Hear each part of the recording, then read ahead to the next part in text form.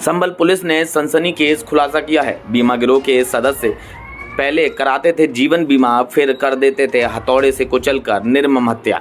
बीमा माफिया गिरोह पहले जरूरतमंद लोगों का बीमा कराता था और बीमा पॉलिसी एक्टिवेट हो जाने के बाद उनकी हत्या भी करता था। हत्या को दुर्घटना में बदलने के लिए पहले बुरी तरह हथौड़े से कुचल दिया ताकि पहचान ना हो सके और बाद में हत्या करके सड़क हादसा मान सके। इस तरह उसका शव फेंक दिया गया।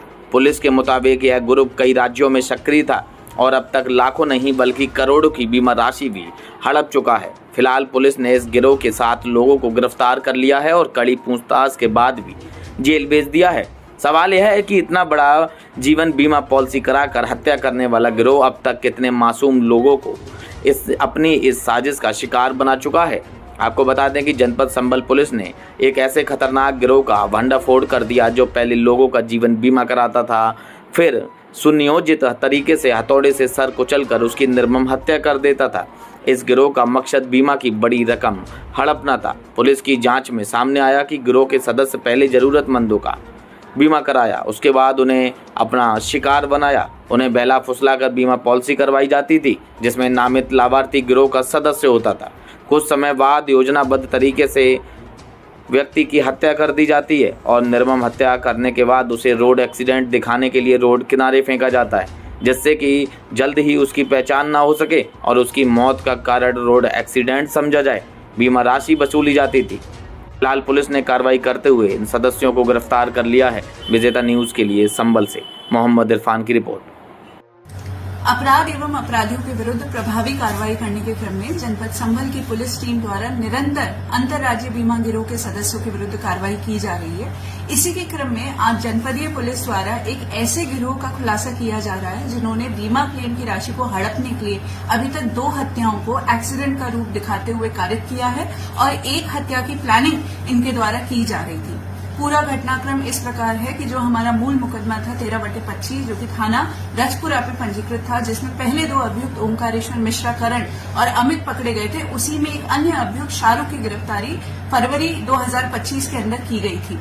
जब शाहरुख के पास से हम लोगों ने एक मोबाइल भी बरामद किया था और विवेचना के क्रम में ही जब हम उसके द्वारा उसके पास से जो बरामद मोबाइल था उसके डेटा का अवलोकन कर रहे थे तो हम लोगों ने एक बहुत अजीब सी चीज पाई कि एक व्यक्ति कमल के साथ जो उनकी व्हाट्सएप चैट्स थी उसमें वो एक अमन नाम के व्यक्ति की पॉलिसी क्लेम के बारे में बात कर रहे थे।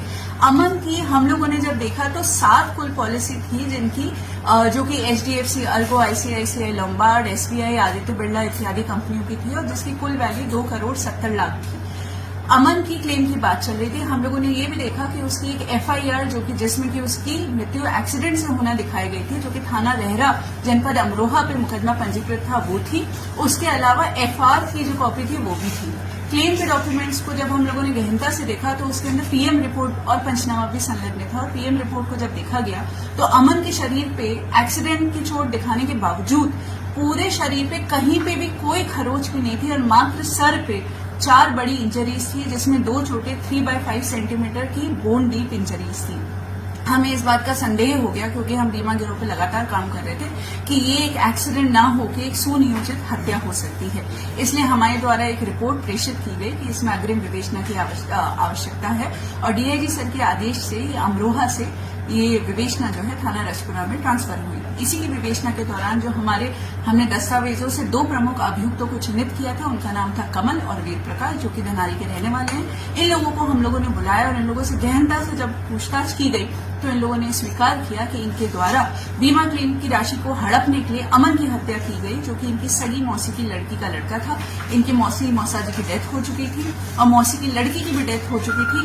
कमल अमन जो व्यक्ति था वो एक तरीके से अनाथ था और उसका कोई भी आगे पीछे नहीं था, तो इसलिए इन्होंने अपने अन्य साथी, इसमें एक सुनील नाम का व्यक्ति है जो कि थाना रजपुरा के हिरौनी का रहने वाला है और इसमें इनका आप कह सकते हैं लिखा पढ़ी में मुंशी था। वो बीमा की पॉलिसी की बहुत अच्छे से जानकारी रखता था। इनके अन्य साथी ओम प्रकाश, प्रेम शंकर थे जिन्होंने इनको आइडिया दिया था किस तरीके से हत्या करनी है, जो कि धनारी के रहने वाले निर्देश और उसके जो सगे मामा हैं उदय भान, वो भी इसके अंदर इनके साथ घटना में शामिल थे। ये लोग सुनियोजित तरीके से पहले इन्होंने इस बच्चे के साथ पॉलिसी कराई 2,70,00,000 की, फिर इससे ये लोग धनारी से लेकर गवां से होते हुए ये लोग रेहड़ा थाना में पहुंचे, जो कि एक सुनसान सा क्षेत्र है, जंगल है वहां पे। उसको अत्यधिक दारू का सेवन कराया, फिर उसके बाद हथौड़े से उसका सर फोड़ के उसकी हत्या कर दी। बाद में खुद ही वादी बनके इन्होंने थाना रेहड़ा पे मुकदमा पंजीकृत कराया और क्लेम की राशि हट दी, क्योंकि हमें इस बात का अंदेशा हो गया था कि ये इनके द्वारा कारित की गई पहली घटना नहीं हो सकती है।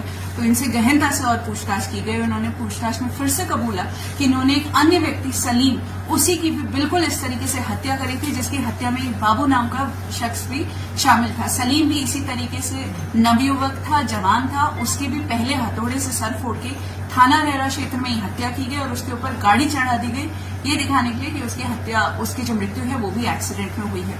सलीम की मृत्यु से ये लोग 78 लाख रुपए का क्लेम ऑलरेडी पा चुके थे। इसकी अमन की मृत्यु के बाद अभी तक ये 20 लाख रुपए का क्लेम पा चुके थे। इन लोगों की साजिश के तहत ये लोग, जो ओम प्रकाश है उनके सगे जीजा रमेश की भी हत्या करने वाले थे, उसके नाम पे ये लोग 4 पॉलिसी अभी तक करा चुके थे। एक बहुत ही क्रूर गैंग है जो कि ऐसे व्यक्तियों को चिन्हित करता है जो कि नवयुवक है, क्योंकि उनका प्रीमियम कम लगता है और बीमा का क्लेम का पैसा उन्हें ज्यादा मिलता है।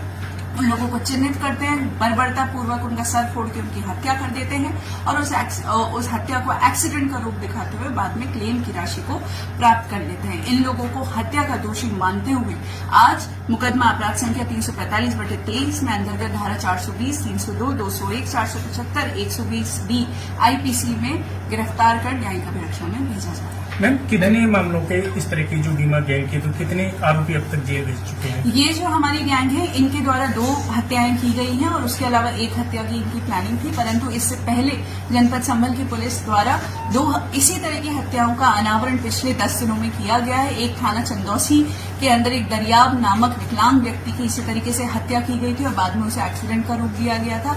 अभी हाल ही में थाना भैजोई में एक व्यक्ति जिनका नाम नवीन है, उन्होंने अपने सगे भाई संजय को ई रिक्शा से धक्का मारकर और बाद में उसका सड़क पर पटक कर उसकी हत्या कर दी थी और उसे एक्सीडेंट का रूप दिखा के बीमा का क्लेम लिया था। मैम, मृतकों की इसमें मैम जो कितनी पॉलिसी अभी तक जो है कराई गई थी इसमें जो, और कितना क्लेम अभी इन्होंने ले लिया था? तो जैसा कि मैंने आपको पहले ही प्रेस ब्रीफिंग में बताया है कि सलीम नामक व्यक्ति की इन लोगों ने कई पॉलिसी कराई थी।